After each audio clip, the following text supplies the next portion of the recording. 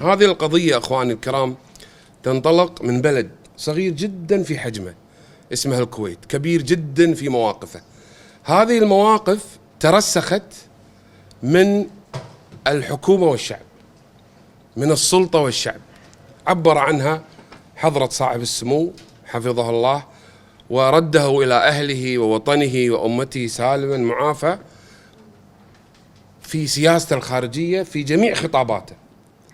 بل إن الشعب الكويتي كذلك يؤكد هذه القضية في قلبه، في ضميره، في حركته. وإن تلمسنا بعض الأصوات النشاز ذات اليمين وذات الشمال، نحن على قناعة أن حتى قناعاتهم هي ليست قناعة راسخة، إنما تم شراء أصواتهم بدراهم معدودة.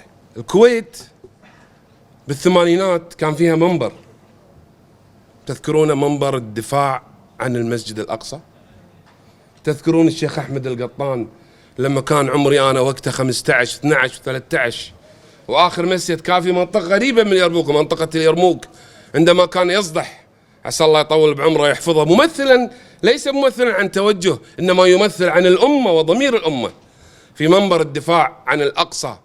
وكانت الخطب وقتها لا توجد أي وسائل تواصل اجتماعي، إنما كانت أصواته وكانت خطبه الرنانة تصل إلى المشرق والمغرب. تطرق العم خالد سلطان بن عيسى قال فعلا لو تسأل طفل عمره 12 سنة عن القضية بس تقول له كان في فلسطينيين ساكنينها، وبكل يعني خلينا نقول براءة تم تهويد المنطقة، تم احتلال هذه المنطقة. ولذلك اخواني احنا ما نسميها فلسطين، ما نسميها اسرائيل، احنا نسميها فلسطين. نقول لهم حتى ينطق الحجر والشجر فيقول يا مسلم يا عبد الله هذا يهودي خلفي تعال فاقتله، نحن بانتظار تلك الوعود الربانية المحمدية. ولا نلتفت اخواني ذات اليمين وذات الشمال. امام المبادئ، المبادئ لا تتجزأ. امام الثوابت، الثوابت لا تهمل.